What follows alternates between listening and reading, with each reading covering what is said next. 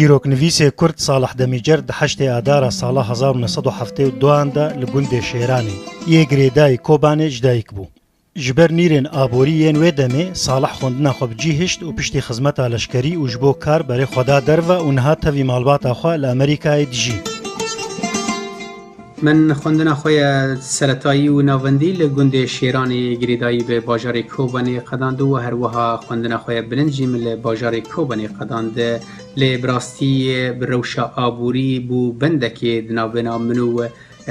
در باسبون آزانی گهیدا نبونا پریا نهیشت کو از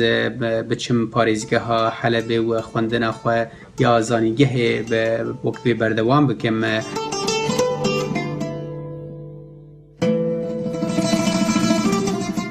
Di destpêka salên 1990 de wek gelek hevnivşên xweyên Kurdên binxetê, Salih jî bi helbestê dest bi nivîsandina bi Kurdî kir. Lê piştî demeka nedirêj, kurte çîrokê bala wî kişand û wî xwe bêtir di wî warî de dît. براستی من جی وک گلک جوانین کردین دلگرم وی دمه به هلبسته لدریه توره و ویجه کردی دا لی پشتی دمه که از گهشتم وی باوریه که دوی از جوی آستا درشم و سلوگان سیاسیین که مدوی دمه بهتر ده هلبسته دا دیتن دا کفم آستا که نظمتر آستا که نزیکتر و کرتر ده هندره جواکا کوبانیه دا.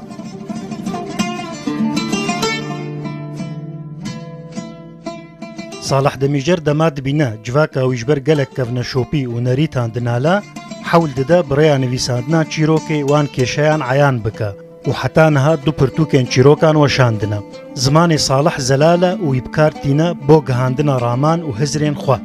من دو برهوکین چیروکان وشاندن یک ده سال 2002 دا به ناوی سوز نجبرفی و یا دجید 2006 دا بو به ناوی دلکوچری سروجی یا یکم ل بیروتی بو یا دویم جیل شامی بو ناوروکو بابتا هر دو برهوکان جی او بهتر جواکی بون. من تیدا هاول دا کو از رونی بدم سر آلی نیینی جواکا کو بانی براستی کو گلک عادتو عرف و عادتین وان بخواه وان شخورا کربون وک زیندان و خو خسته بون تیدا.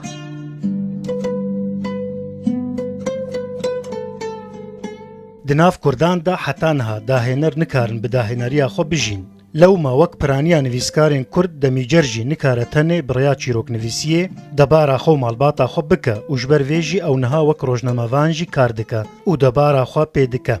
هرچندی از حز دکم براستی خو کو چیروکنویس بدم ناسین لی جبر کو روزنامه‌وانی جهکی خوی روزانه د ژیانا من ده او بویا جدرا کو از پریان قزج دکم جبو بردوامی ژیانا خو و زاروکن خو روزنامه‌وانی و نویساندن چیروک د ژیانا من ده براستی کتنه رکبریه که از هول دادم دوری چیروکی نکوم لی از باوکی روزانه رو به رو لگل روزنامه‌وانی ما.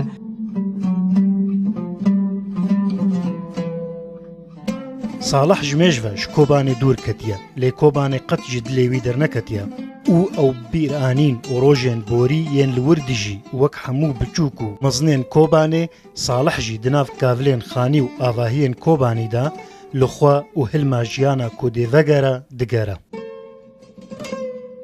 ام زاروک بون کوبانیا من ام زاروک بون و دل بجیا ما گلک سینور پی کول دکرن گالوشه به جریا ما خول زیخ بیانو بر ایوارن تدگراند دنگی چرچرکین تیجم بچوکتر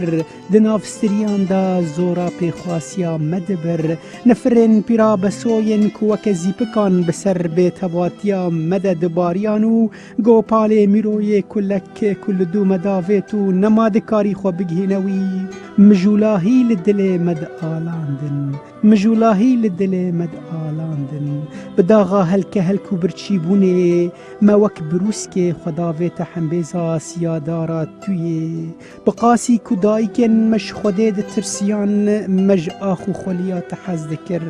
بقاسی کدایکن مش خودید ترسیان مج آخو خلیات حزدکر.